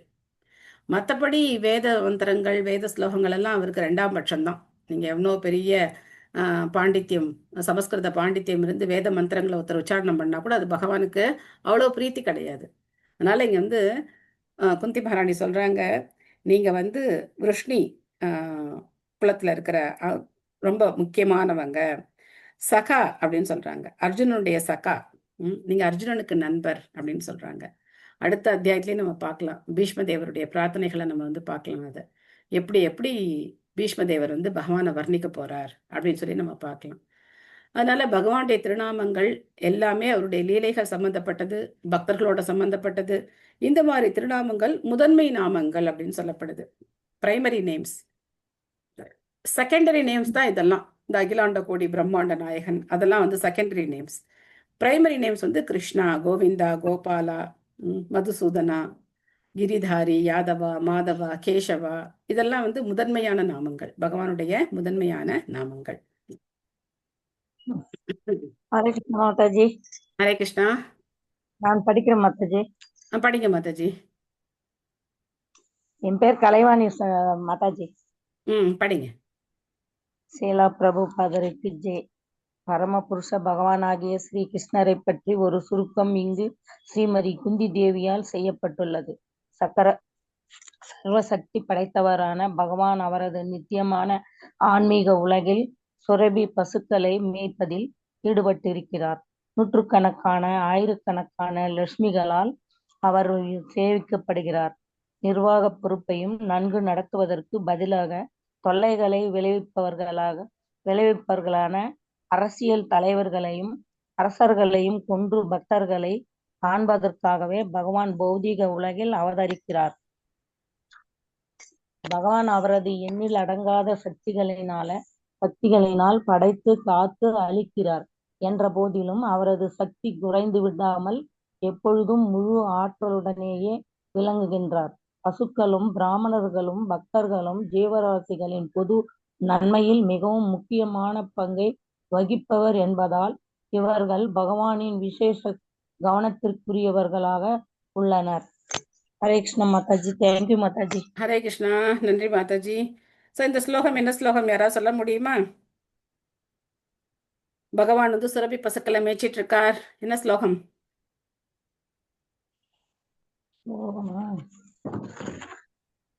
பிரம்ம சங்கீதால சுரபி ரவி பாலயந்தம். சொல்லுங்க, ஸ்லோகம் சொல்லுங்க. ஃபுல்லா தெரியல மாதாஜி, நோட்டை பார்க்கணும். ஓகே. சிந்தாமணி பிரகர சத்மஷு கல்பவ்ருக்ஷ லக்ஷாவ்ரதேஷு சுரபிரபி பாலயந்தம் லக்ஷ்மீ சஹஸ்ரசத சம்பிரம சேவ்யமானம் கோவிந்தமாதி புருஷம் தமஹம் பஜாமி. சிந்தாமணி தாமத்துல பகவான் வந்து சுரபி பசுக்களை மேய்ச்சிட்டு இருக்காராம். லட்சக்கணக்கான லக்ஷ்மிகள் அவருக்கு என்ன பண்றாங்களாம், சம்பிரம சேவியமானம், ரொம்ப பணிவோட சேவை பண்றாங்களாம் லக்ஷ்மி தேவிகள். அப்போ நமக்கு ஒரு சேவை கிடைக்கும் போது நம்ம எப்படி இருக்கணும், ரொம்ப ரொம்ப பணிவோட சேவை பண்ணணும். அகங்காரம் வரக்கூடாது, நான் இந்த சேவை பண்றேன் அப்படின்னு சொல்லி நமக்கு அந்த அகங்காரம் வந்துடக்கூடாது. நான் படிக்கிறேன், நான் வந்து எடுத்து சொல்றேன், நான் சமைக்கிறேன், நான் மாலை கட்டுறேன், நான் புஸ்தக விநியோகம் செய்யறேன், நான் பலருக்கு பிரச்சாரம் பண்றேன், அகங்காரம் கூடாது. பணிவோட சேவை செய்யணும். நமக்கு அந்த பாக்கியம் கிடைச்சிருக்கே, இல்லைன்னா என்ன பண்ணிட்டு இருப்போமோ தெரியாது. நமக்கு இந்த பாக்கியம் கிடைச்சிருக்கே அப்படின்னு சொல்லி தெரியலையே என்ன எழுது, எனக்கு என்னால படிக்க முடியல, ரொம்ப குட்டி எழுத்தா இருக்கு. சோ அந்த மாதிரி நம்ம பகவானுக்கு பாடுறீங்கன்னு எழுதிருக்காங்க மாதாஜி, அழகா பாடுறீங்கன்னு எழுதிருக்காங்க. நன்றி Mataji. All glories to Srila Prabhupad. இல்லைன்னா சினிமா பாட்டு பாடிட்டு இருந்திருப்பேன். அதனால பகவானுடைய நாமத்தை சொல்ல முடிஞ்சது பிரபுபாதத்துடைய கருணையினால. ஸோ அது மாதிரி பகவானுக்கு சேவை செய்யும்போது நம்ம எப்படி இருக்கணும், பணிவான மனநிலையில சேவை செய்யணும். அந்த மாதிரி பகவான் வந்து அவருடைய கோலோக விருந்தாவனத்துல இருக்கார். இங்க எதுக்காக வர்றார் அப்படின்னா, இந்த ஸ்லோகம் எல்லாருக்கும் தெரிஞ்சிருக்கும் இல்லையா, பரித்ராணாய சாதுனா விநாசாய ச துஷ்கிருதாம் தர்ம சம்ஸ்தாபனார்த்தாய சம்பவாமி யுகே யுகே. அத பண்றதுக்காக அவருடைய இடத்தை விட்டு இங்க வர்றார். இங்க வந்தா இங்க இருக்கிற நம்ம அவரை என்ன பண்றோம், நம்மளோட இருக்கிற ஒரு சாதாரண மனுஷன் மாதிரி அவரை நினைச்சு கண்ணா பின்னான்னு பேசுறோம். பகவான் ஆனாலும் கருணையோட இங்க இறங்கி வரார் பாருங்க. எத்தனை விதமா இறங்கி வரார். குந்தி மகாராணி சொன்னாங்க இல்லையா, நீர்வாழ் உயிரினங்கள்ல அவதரிக்கிறீங்க, மிருகங்களுக்கு இடையில அவதரிக்கிறீங்க, மனிதர்களுக்கு இடையில அவதரிக்கிறீங்க, பறவைகளுக்கு இடையில அவதரிக்கிறீங்க, இந்த மாதிரி நீங்க பல்வேறு அவதாரங்கள் எடுக்கிறீங்க அப்படின்னு குந்தி மகாராணி ரொம்ப பகவானுடைய ஒவ்வொரு அவதாரத்தையும் இவ்வளவு நுணுக்கமா குந்தி மகாராணி வந்து புகழ்ந்து சொன்னாங்க. சோ அப்படி பகவான் அவதரிக்கும் போது நம்ம மேல அவர் எவ்வளவு கருணையா இருக்கார் அப்படின்னு நம்ம அதை புரிஞ்சுக்கணும். ஏளனம் செய்யறது வந்து மிகப்பெரிய தவறு. அததான் மக்கள் பண்றாங்க. குந்தி மகாராணி தன்னுடைய பிரார்த்தனைகளை நிறைவு பண்ணிக்கிட்டாங்க. இப்போ பகவான் அதுக்கு எப்படி ரெசிப்ரோகேட் பண்ண போறார்? குந்தி மகாராணிய பிரார்த்தனையுடைய நோக்கம் என்ன? எதுக்காக பிரார்த்தனை பண்ணாங்க குந்தி மகாராணி? எதுக்காக பிரார்த்தனை பண்ணாங்க? பகவான தங்களோட பகவான் அப்ப பிரார்த்தனை பண்றாரு. என்ன பண்ண போறான்னு பாக்கலாம். என்ன கிளம்பி போறாரா இல்ல இருக்க போறாரா, என்ன பண்ண போறாரு நம்ம பாக்கலாம். சூத உவாச்ச பிருத்தகேந்தம் கலபதைஹ பரிணூதாகிலோதயः மந்தம் ஜஹாச வைகுண்டோ மோகயன் இவ மாயையா. இவ்வளோ பிரார்த்தனைக்கு பகவான் வந்து ஒரு பதில் கொடுக்கிறார். என்ன பதில் கொடுக்கிறார்? மொழிபெயர்ப்பு. சூத கோஸ்வாமி கூறினார், இவ்வாறாக பகவானை புகழ்ந்து பாடுவதற்காக மிகச்சிறந்த வார்த்தைகளால் இயற்றப்பட்ட குந்தி தேவியின் பிரார்த்தனைகளை கேட்ட பகவான் லேசான புன்முறுவல் செய்தார். என்ன பண்ணாரு? லேசா சிரிச்சிட்டார் குந்தி மகாராணிய பார்த்து. அவரது மாயா சக்தியை போலவே அந்த புன்முறுவலும் வசியப்படுத்துவதாக இருந்தது. பகவான் சிரிச்சா எப்படி இருக்கும் இல்லையா? எவ்வளவு ஒரு அற்புதமான புன்னகை பகவானுடைய புன்னகை. அதைத்தான் பரிசா கொடுக்கிறார் குந்தி மகாராணிக்கு. பொருளுரை. அகிலா மாதாஜி படிக்கிறீங்களா? ஹரே கிருஷ்ணா. படிக்கிறேன். ஸ்ரீல பிரபுபாதருக்கு ஜெய். இவ்வுலகில் வசியப்படுத்தக்கூடிய எந்த பொருளும் பகவானின் பிரதிநிதியாகவே கூறப்படுகிறது. ஜட உலகை அடக்கி ஆள முயலும் பந்தப்பட்ட ஆத்மாக்களும் கூட அவரது மாயா சக்தியினால் வசீகரிக்கப்படுகின்றனர். ஆனால் பகவானின் பக்தர்கள் அவரது பெருமைகளினால் வேறு விதமாக வசீகரிக்கப்படுகின்றனர். இதனால் பகவானின் கருணை மிகுந்த ஆசிர்வாதங்களையும் அவர்கள் பெறுகின்றனர். மின்சக்தி வெவ்வேறு விதமாக செயற்படுவதை போலவே அவரது சக்தியும் வெவ்வேறு விதமாக வெளிப்படுத்தப்படுகிறது. பகவானுடைய பெருமைகளின் சிறு பகுதியை மட்டுமே அறிவிக்கும் வகையில் ஸ்ரீமதி குந்தி தேவி பிரார்த்தனை செய்தார். பகவானின் பக்தர்கள் அனைவருமே அதே முறையில் தேர்ந்தெடுத்த வார்த்தைகளாலேயே அவரை வழிபடுகின்றனர் என்பதால் பகவான் உத்தம ஸ்லோக என்று அழைக்கப்படுகிறார். பகவானின் பெருமைகளை விவரிப்பதற்காக எவ்வளவு வார்த்தைகளை தேர்ந்தெடுத்தாலும் போதாது. ஆயினும் வரும் குழந்தையின் கொச்சை மொழிகளிலும் தந்தை திருப்தி அடைவதை போலவே பகவானும் அத்தகைய பிரார்த்தனைகளால் திருப்தி அடைகிறார். மாயா எனும் சொல் மாயை மற்றும் கருணை என இரு பொருள்படும்படி உபயோகிக்கப்படுகிறது. இங்கு மாயா எனும் சொல் குந்தி தேவியின் மீதான பகவானின் கருணை என்ற அர்த்தத்தில் உபயோகிக்கப்பட்டு உள்ளது. ஹரே கிருஷ்ணா. தேங்க்யூ மாதாஜி. ஹரே கிருஷ்ணா. தேங்க்யூ மாதாஜி. உத்தம ஸ்லோகா அப்படிங்கிறது பகவானுடைய இன்னொரு பேர். ஏன்னா மிகச்சிறந்த வார்த்தைகளால் பகவான் புகழப்படக்கூடியவர். நீங்க ஆண்டாளோட பாசுரம் எடுத்துக்கோங்க, ஆழ்வார்களுடைய பாசுரங்களை எடுத்து பாருங்க. ஒவ்வொரு வார்த்தையும் அவ்வளவு அழகா வந்து அவங்க வந்து கோர்த்து அந்த பாசுரங்களை வந்து நமக்கு வந்து கொடுத்துருப்பாங்க. அப்படி இருக்கும்போது நம்ம வந்து சினிமால பாடுற பாடல்களையோ இல்ல மற்ற கவிஞர்கள் எழுதுறதையோ நம்ம வந்து என்ன பண்ணக்கூடாது, அதெல்லாம் பகவானுக்கு உரிய புகழாரமா நம்ம வந்து சொல்லவே முடியாது. ஏன்னா நிறைய எனக்கு வந்து என்னன்னாக்க என்னுடைய சொந்த அனுபவத்தை நான் சொல்றேன். என்னன்னாக்க பாரதியார் பாடல்கள்னா எனக்கு ரொம்ப பிடிக்கும். நாங்கள் பள்ளிக்கூடம் படிக்கும் போதெல்லாம் பாரதியார் இந்த கவிஞர் மேலெல்லாம் ரொம்ப ஒரு இஷ்டம் வந்து அவருடைய பாடல்கள் எல்லாம் நிறைய பாடுறது. அப்போ அவர் இந்த காக்கை சிறகினிலே நந்தலாலான்னு ஒரு பாட்டு எழுதியிருப்பார். அதெல்லாம் எனக்கு ரொம்ப பிடிக்கும். ஆஹா என்ன ஒரு பாட்டு அப்படின்னு. அப்புறம் இஸ்கானுக்கு போனதுக்கு அப்புறம் தான் அந்த பக்தர் எனக்கு சொல்லிக் கொடுத்த அந்த பக்தர் வந்து இந்த விளக்கத்தை எனக்கு சொன்னார். பகவானுடைய அழகு அப்படிங்கிறது தாமரைக்கு ஒப்பிட்டு சொல்லப்பட்டிருக்கு, அன்னத்துக்கு ஒப்பிட்டு சொல்லப்பட்டிருக்கு, பக்தர்களே அன்னங்களுக்கு ஒப்பிட்டு சொல்லப்படுறாங்க. ஆனா இவ்வளவு மோசமான ஒரு பறவையோட ஒப்பிட்டு இந்த மாதிரி வந்து பாடுறது வந்து அபத்தம். அதெல்லாம் நம்ம என்ன பண்ணக்கூடாது, ஆத்தன்டிக்கா எடுத்துக்கவும் கூடாது. அவங்களெல்லாம் ஒரு கவிஞர்கள்ங்கிற லிஸ்ட்டை நம்ம வச்சுக்கிட்டு அவங்களுடைய புகழெல்லாம் பாடுறதெல்லாம் நிறுத்திடணும். ஏன்னா ஒரு பக்கம் எது சரின்னு தெரிஞ்சுக்கணும், எது தவறுன்னு தெரிஞ்சுக்கணும். அப்பத்தான் நம்மளால பிரபுபாத அந்த நாள்ல கண்ணதாசன் கூட மார்கழி ஒரு பாட்டு வருமே, அதுவும் இந்த பகவத்கீதையில இருந்து எடுத்து கவிஞர். ஆமா. ஆனா அவங்க கிட்ட என்ன பிரச்சனைனா பிரபு, இதெல்லாம் ஆ. எடுத்து எழுதிட்டு அடுத்த பாட்டு காதல் பாட்டு எழுதுறாங்கல்ல. ம். ஆழ்வார் என்ன சொல்றாரு? பச்சைமா மலை போல் மேனி பவழவாய் கமல செங்கன் அச்சுதா அமரர் ஏரே ஆயிரதம் கொழுந்தே என்னும் இச்சுவை தவிர யான் போய் இந்திர லோகமாலும் அச்சுவை பெரினும் வேண்டேன் அப்படின்ட்டாரு. எனக்கு வந்து வைகுண்டமே கிடைச்சா கூட எனக்கு வேண்டாம் அப்படிங்கிறாரு. உங்களுடைய நாமம் போதும் அப்படின்னு சொல்றாரு. இந்த பாட்டை எழுதிட்டு அவர் ஏன் வந்து ஆமா. இன்னொரு அரசரை போய் பார்த்தா எனக்கு ஏதாவது பணம் கிடைக்கணும், ஏன் அவரை புகழ்ந்து பாடல? கரெக்ட். பக்திங்கிறதுக்கு அர்த்தம் அதுதான். பக்திங்கிறதுக்கு அர்த்தம் பதியா இருக்குது. அதனாலதான் சதி அப்படின்னு சொல்லப்படுறாங்க. எப்படி ஒரு கணவனுக்கு கற்புடைய ஒரு மனைவி இருப்பாளோ அந்த மாதிரி பக்தன் அப்படிங்கிறவர் எதுக்காக சத்தின்னு சொல்லப்படுறாரு அப்படின்னாக்க இதுதான் காரணம். பகவானை தவிர அதேதான். இவங்க காசுக்காக எழுதுறாங்க. இன்னைக்கு இதை எழுதுவாங்க, நாளைக்கு இன்னும் காசு கொடுத்தா இன்னொன்னு எழுதுவாங்க. நீ முன்னால போனா நான் பின்னால வரேன்னு எழுதுவாங்க. சோ இது என்ன கிடையாது, இது பக்தி கிடையாது. பணம் வந்தா எது வேணா வரும். பணம் கொடுத்தா நான் இதுவும் எழுதுவேன் அதுவும் எழுதுவேன். அது பக்தி கிடையாது. அதனால ஆச்சாரியர்கள் பாடியிருக்கிறத, ஆழ்வார்கள் பாடியிருக்கிறத நம்ம வந்து என்ன பண்ணணும், திரும்ப ஹரே ரிப்பீட் கிருஷ்ண பண்ணணும். மாதாஜி. அதுதான் மாதாஜி, ஆழ்வார்களுக்கும் இங்க ஜட இயற்கையில் ஜட உலகத்துல உழந்துட்டு இருக்கிறவங்களுக்கும் இருக்கிற வித்தியாசம் அதுதான். வித்தியாசம் அதுதான் வித்தியாசம், மிகப்பெரிய வித்தியாசம் அதுதான். அவங்க வந்து இப்ப நீங்க வந்து ஆஹ், எங்க ஊர் கும்பகோணம் இல்லையா, பக்கத்துல தான் திருவையாறு இருக்கு. திருவையாறுல பாத்தீங்கன்னா தியாகராஜ ஆராதனை நடக்கும். தியாகராஜர் வந்து எந்தரோ மகானுபாவோ அப்படின்னு சொல்லி ராமரை கண்ணில் பார்க்குறார்.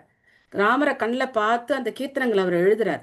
ஆனா இன்னைக்கு வந்து அவருக்கு சாப்பாடு கிடையாது, அவருக்கு வந்து நல்ல உணவு, நல்ல துணிமணியோ வசதியோ எதுவும் கிடையாது அவருக்கு. அவங்களுடைய வறுமையில அவங்க இருந்தாங்க. அத்தனை வறுமையில இருந்தாலும் அவங்க இன்னொரு பாட்டெல்லாம் எழுதல. இந்த மாதிரி எல்லாம் காதல் பாட்டு எழுதுறது, இல்ல அரசர்களை புகழ்ந்து எழுதி பணம் சம்பாதிக்கலாம், அதெல்லாம் அவங்க பண்ணல. எந்த நிலையில இருந்தாலும் அவங்க வந்து பகவானை மட்டும்தான் பாடினாங்க. அதுல பக்தி இருக்கு.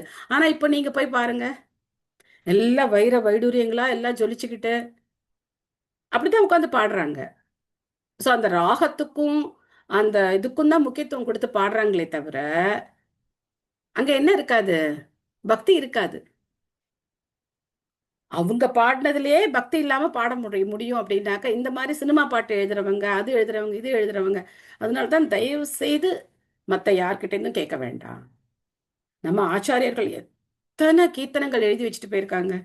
அதெல்லாம் நம்ம வந்து எப்ப பாட போறோம், அந்த கீர்த்தனங்கள் எல்லாம் எப்ப பாட போறோம்? எத்தனை பிரம்ம சம்பிதாவே நம்ம வந்து அழகா கத்துக்கலாம். பிரம்ம சம்பிதா கத்துக்கிட்டோம் அப்படின்னாக்கா பகவானுக்கு முன்னாடி ரொம்ப நல்லா சொல்லிக்கிட்டே இருக்கலாம். பிரம்ம சம்பிதா அவ்வளவு அருமையான ஒரு ஸ்துதி பிரம்ம சம்பிதா. அது மாதிரி சிஷ்டாஷ்டகம், பகவான் முன்னாடி போய் சிஷ்டாஷ்டகம் சொல்லலாம், பிரம்ம சம்பிதா சொல்லலாம். இன்னும் கஜேந்திரன் ஸ்துதி இருக்கு, குந்தி மகாராணிய ஸ்துதி இருக்கு, அடுத்து பீஷ்மதேவருடைய ஸ்துதி பார்க்க போறோம். நமக்கு இது சமஸ்கிருதம் கஷ்டமா இருக்கா, ஆண்டாளுடைய பாசுரம் நம்ம சொல்லலாம், ஆழ்வார்களுடைய பாசுரம் சொல்லலாம். அந்த மாதிரி நம்ம வந்து நம்மளை வந்து ட்ரெயின் பண்ணிக்கணும். அதை பண்றதுதான் உச்சிதம். அதான் வந்து உத்தம ஸ்லோக. இதெல்லாம் வந்து நம்ம முன்னாடி படிச்சோம் இல்லையா, நாரதர் சொன்னார் இல்லையா, வியாச என்னது நல்ல ஸ்லோகம் இல்ல, மறந்து போயிட்டேன். காக்கைகள் கூடும் இடம் அப்படின்னு சொன்னார். அன்னப்பறவைகளுக்கு அங்க இடம் கிடையாது, தத் வாயசம் தீர்த்தம் அப்படின்னு சொன்னார். காக்கைகள் கூடும் இடத்துல நமக்கு அன்னப்பறவைகளுக்கு அங்க இடம் கிடையாது அப்படின்னு சொன்னார். ஸோ அதனால we should be very careful. பகவானுடைய இந்த உலகத்துல பார்க்கக்கூடிய எல்லா அழகுமே பகவானுடைய அழகத்தான் பிரதிபலிக்குது. அதைத்தான் பகவத்கீதையில 10வது அத்தியாயத்துல கடைசியில பகவான் சொல்றார், எத்யத் விபூதி மத்சத்வம் ஸ்ரீமத் ஊர்ஜிதம் ஏவவா தத்தத் ஏவாவகச்சத்வம் மம தேஜோம்ச சம்பவம் அப்படின்னு சொல்றார். இதெல்லாம் பத்தி பெருசா சொல்றதுல என்ன அர்ஜுனா இருக்கு? நீ இந்த உலகத்துல எதெல்லாம் பாக்குறியோ, எதெல்லாம் அற்புதமானதா பாக்குறியோ, அதெல்லாம் என்னுடைய சின்ன ஒரு பிராக்மெண்டல் ஒரு போர்ஷன் தான் அப்படின்னு சொல்லி பகவான் வந்து சொல்றார். ஆக இன்னும் கிருஷ்ணர் கிளம்பி போறதா இல்ல இருக்க போறாரா தெரியல நமக்கு. ஒரு புன்னகை மட்டும் பண்ணிருக்கார், பார்க்கலாம் என்ன பண்ண போறாருன்னு.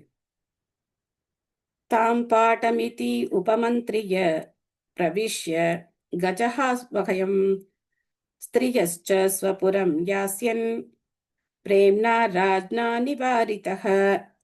இவ்வாறு ஸ்ரீமதி குந்தி தேவியின் பிரார்த்தனைகளை ஏற்ற பகவான் அதை பின்தொடர்ந்து ஹஸ்தினாபுர அரண்மனைக்குள் பிரவேசிப்பதன் வாயிலாக மற்ற பெண்களுக்கும் தாம் புறப்பட போவதை பற்றி அறிவித்தார். ஆனால் புறப்பட தயாராகும் வேளையில் அவர் யுதிஷ்டிர மகாராஜனால் அன்புடன் தடுத்து நிறுத்தப்பட்டார். அடுத்து நம்ம வந்து பார்க்குறோம், யுதிஷ்டிர மகாராஜர் வராங்க. கார்த்திகா மாதாஜி படிக்கிறீங்களா?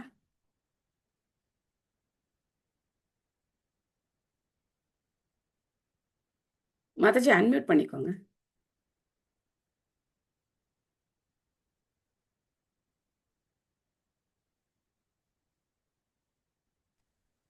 ஓகே மாதாஜி. ஹரே கிருஷ்ணா மாதாஜி. ஹரே கிருஷ்ணா. பகவான் ஸ்ரீ கிருஷ்ணர் துவாரகைக்கு புறப்பட்டு செல்ல முடிவு செய்த பொழுது அஸ்தினாபுரத்திலேயே இருக்கும்படி அவரை ஒருவராலும் தடுத்து நிறுத்த முடியவில்லை. ஆனாலும் இன்னும் சில தினங்களாவது பகவான் அஸ்தினாபுரத்தில் தங்கி செல்ல வேண்டும் என்ற யுதிஷ்டிர மகாராஜரின் எளிய வேண்டுகோள் உடனடியாக நற்பயனை அளித்தது. யுதிஷ்டிர மகாராஜனின் சக்திக்கு அவரது அன்புதான் காரணம் என்பதையே இது குறிக்கிறது.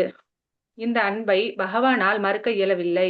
இவ்வாறாக சர்வசக்தி படைத்த பகவானை அன்பு தொண்டினால் மட்டுமே வெற்றி கொள்ள இயலும், வேறு எதனாலும் அல்ல. அவரது எல்லா விவகாரங்களிலும் அவர் முழு சுதந்திரம் பெற்றவர் ஆவார்.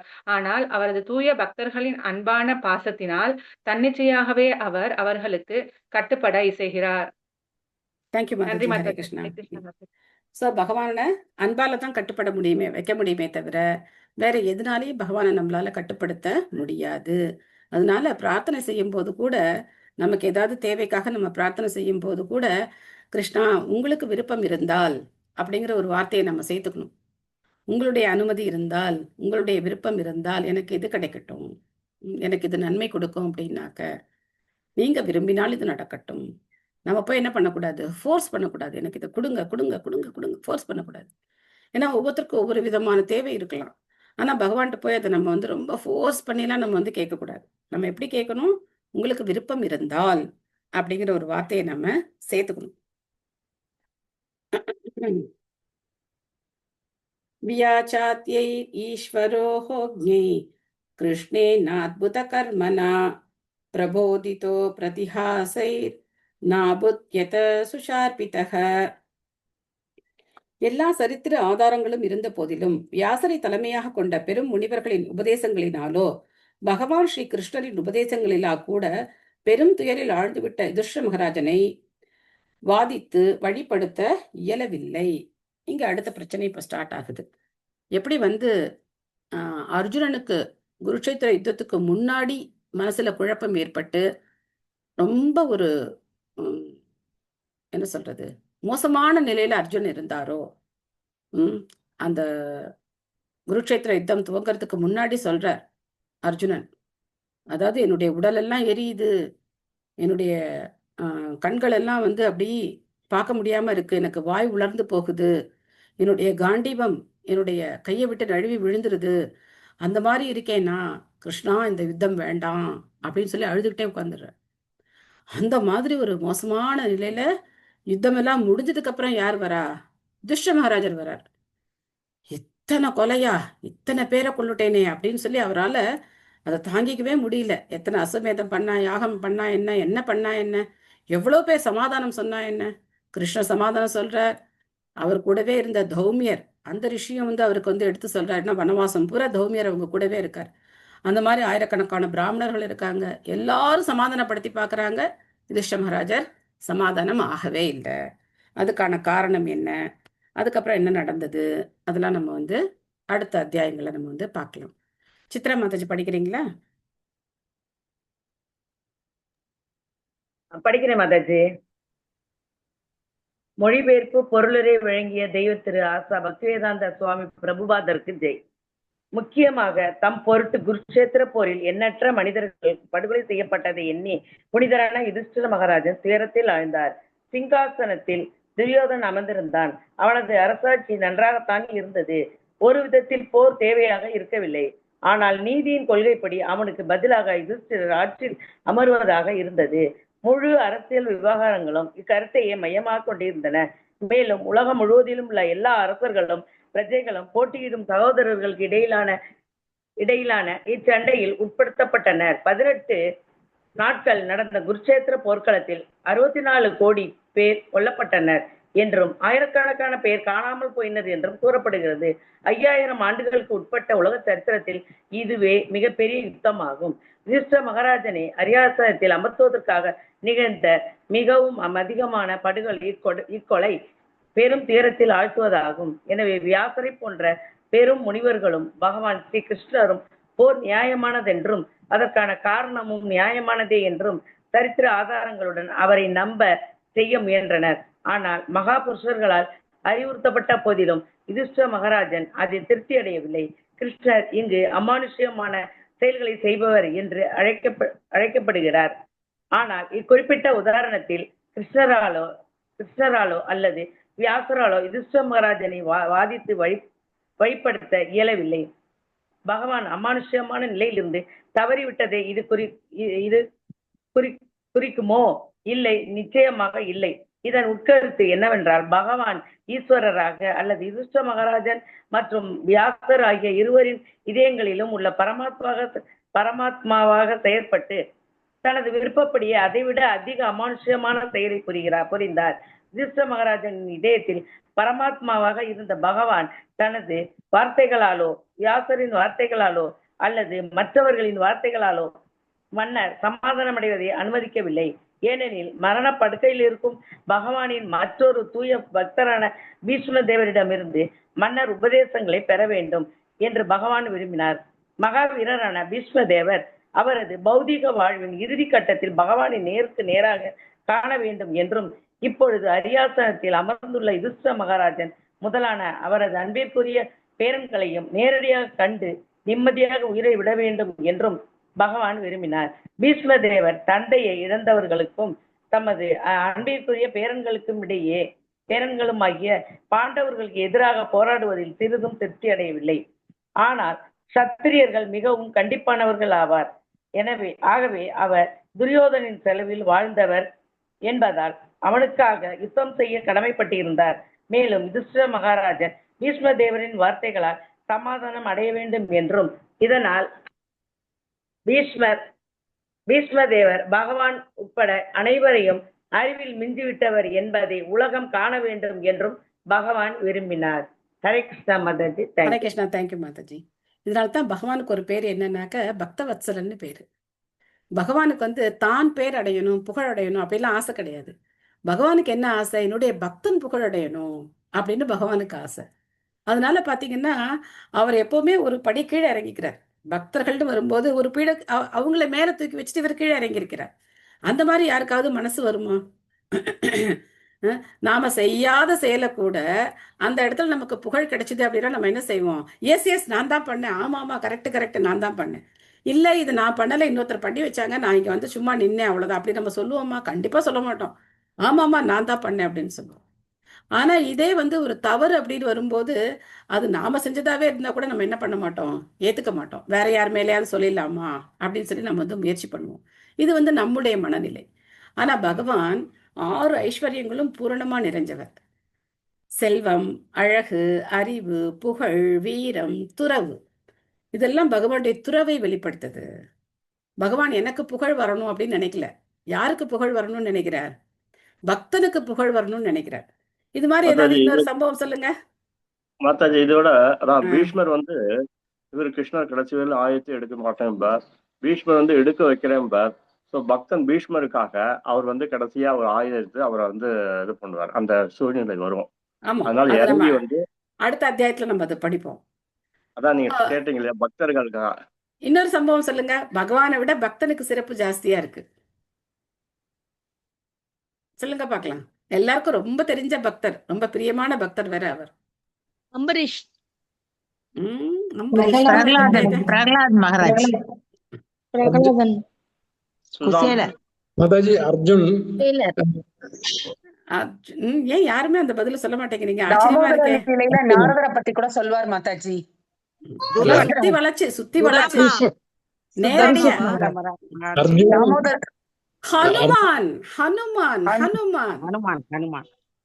ஹனுமான் என்ன பண்றாரு?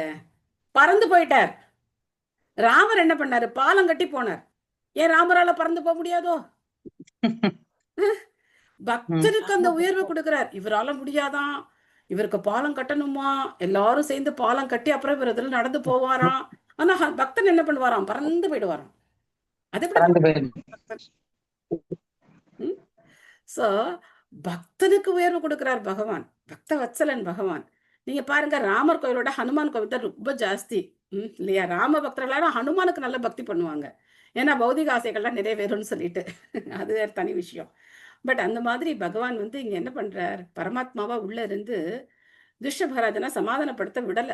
அவர் என்ன நினைக்கிறாரு, நீ சமாதானம் அடையக்கூடாது, எத்தனை எடுத்து சொன்னாலும் சரி, வியாசர் சொன்னாலும் சரி, கிருஷ்ணரே சொன்னாலும் சரி. ஏன்னா இப்போ வந்து பீஷ்மர்ட்ட இருந்து கேட்கணும், பீஷ்மருடைய புகழை உயர்த்தணும், பீஷ்மரை பத்தி உலகம் அறிஞ்சுக்கணும் அப்படிங்கிறதுனால பகவானும் பீஷ்மர் முன்னாடி போய் காட்சி கொடுக்க ரெடியா இருக்கார். அதே சமயத்துல பீஷ்மருடைய அந்த பேரன்கள், பிறந்ததுலேருந்தே கஷ்டத்தையே பார்த்த அந்த பேரன்கள் அவர் உயிரை விடக்கூடிய அந்த சமயத்திலேயாவது இவங்கெல்லாம் அரசர்கள் ஆகி ரொம்ப நல்ல நிலையில இருக்கிறத பார்த்து பீஷ்மர் மன திருப்தியோட போகணும். ஏன்னா பீஷ்மருடைய சபதம் அது, ஹஸ்தினாபுர அந்த ஆட்சிக்கு ஒரு சரியான ஒரு நபர் வரணும், அவங்க வந்து ஆட்சி பண்ணணும் அப்படிங்கிறது. அது வரைக்கும் நான் வந்து காவல் இருப்பேன் அப்படின்னு தான் சொல்லியிருக்கேன்.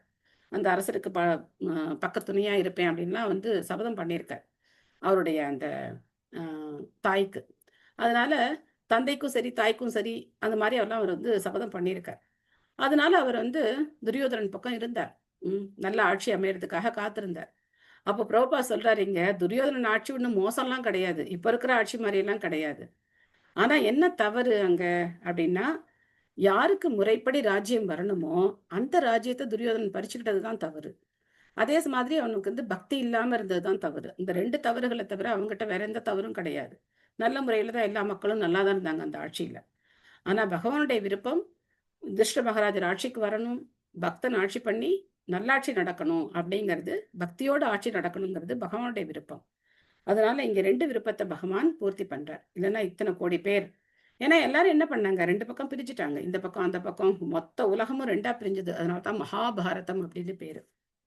சோ இப்படி வந்து இந்த நிலைமை இங்க இப்படி இருக்கு. யுதிஷ்டிர மகாராஜர் மனசு வந்து குழம்பி போய், எப்படி குருட்சேத்திர யுத்தத்துக்கு முன்னாடியும் அர்ஜுனனை பகவான் தான் குழப்பினார், அர்ஜுனன் தெளிவா தான் இருந்தார், பகவான் தான் பரமாத்மாவா இருந்து அவரை குழப்பி விட்டார், குழப்பி விட்டு பகவத்கீதையை நமக்கு சொன்னார். அதே மாதிரி இப்போ யுதிஷ்டிர மகாராஜர் குழம்பி அது மூலமா பீஷ்மதேவர் உபதேசம் பண்றார். பீஷ்மதேவருடைய உபதேசம் மகாபாரதத்துல ரொம்ப விரிவா இருக்கு, பீஷ்ம பர்வத்துல ரொம்ப விரிவா இருக்கு. ஆனா நம்ம இங்க பாகவதத்துல அத்தனை விரிவா பார்க்க மாட்டோம், ஷார்ட்டா தான் பார்ப்போம். பீஷ்மதேவருடைய ஸ்துதி தான் நம்ம முக்கியமா பார்ப்போம். அதே மாதிரி பீஷ்மதேவர் விஷ்ணு சகஸ்ரநாமத்தை சொல்றார், விஷ்ணு சகஸ்ரநாமம் சொல்லி பகவானை வழிபடுறார். அதெல்லாம் அப்பதான் நடக்குது. ஸோ அந்த இதெல்லாம் நம்ம வந்து நெக்ஸ்ட் சாப்டர்ல நம்ம படிப்போம். இப்போ உங்களுக்கு ஏதாவது கேள்விகள், சந்தேகங்கள், கருத்துக்கள் ஏதாவது இருக்கா? குந்தி மகாராணிக்கு ஜெய். குந்தி மகாராணிய பிரார்த்தனைகள் நாம நிறைவு செய்திருக்கோம். உங்களால எத்தனை பிரார்த்தனைகளை வந்து மெமரைஸ் பண்ண முடியுமோ மெமரைஸ் பண்ணி நீங்க சொல்லலாம். முக்கியமா கிருஷ்ணாய வாசுதேவாய ரொம்ப சுலபமான ஸ்லோகம். கிருஷ்ணாய வாசுதேவாய தேவகி நந்தனாய குமாராய கோவிந்தாய நமோ நமஹ. இதெல்லாம் நித்தியம் சொல்லலாம். Thank you. Hare Krishna. Hare Krishna Mataji. Hare Krishna. Hare Krishna Mataji. Hare Krishna. Hare Krishna. Hare Krishna Mataji. Hare Krishna Mataji. Hare Krishna. Krishna Mataji. Hare Krishna Mataji. Thank you. Hare Krishna Mataji. Thank you Mataji. Thank you. Hare Krishna. Hare Krishna. எல்லாருக்கும் இன்னைக்கு ஒரு சந்தேகமும் இல்ல, ரொம்ப கிளியரா இருக்கீங்க. Thank you all. முடிச்சுக்கலாமா? மாதாஜி ஒரே ஒரு டவுட், சாரி மாதாஜி. இப்ப குந்தி சொல்லுங்க. மகாராணி இவரோட பிரேயருக்கு வந்து கிருஷ்ணா வந்து வருவாரா போவாரான்னு எண்ட்ல தான் தெரியுமா மாதாஜி? பார்க்கலாம் பார்க்கலாம், நாளைக்கு பொறுத்திருந்து பார்க்கலாம் என்ன பண்ண சரிங்க போறாங்க. மாதாஜி, சரிங்க மாதாஜி. ஓகே. ஹரே கிருஷ்ணா மாதாஜி. ஹரே கிருஷ்ணா. ஹரே கிருஷ்ணா மாதாஜி. ஹரே கிருஷ்ணா. மாதாஜி நீங்க அந்த நாமம் திலக் போடுறாங்கல்ல மாதாஜி, அதோட மீனிங்கும் அது எப்படி எப்படி போடுறது அதையும் அதுக்கான இதுவும் சொல்லியிருந்தீங்க மாதாஜி. ஃப்ரைடே, சாட்டர்டே, மண்டே பார்க்கலாம்னு சொல்லிட்டு இந்த டைப்ஸ் ஆஃப் திலக் இருக்குல்ல மாதாஜி, இந்த சின்னம் அது சொல்லலன்னா பகவானுடைய பாதங்கள்ல இருக்கிற சின்னங்களை சொன்னேன். பகவான் பாதங்கள், பாதங்கள்ல இருக்கிற சின்னத்தோட விளக்கத்தை பார்க்கலாம்னு சொன்னேன். நம்ம போட்டுக்கிற திலக் வந்து ஒரே திலக் தான், நிறைய டைப்ஸ் எல்லாம் கிடையாது, ஒரே திலக் தான். நம்ம வந்து நேர ஊர்துவ புண்டரம், கீழே வந்து துளசி, அவ்வளவுதான். நாளைக்கு ஹரே பார்க்கலாங்க. Krishna Mataji. Hare Krishna. Hare Krishna Mataji. Thank you Hare Mataji. Krishna. Thank you Mataji. Hare Krishna. Thank you. Hare Krishna. Thank you Mataji.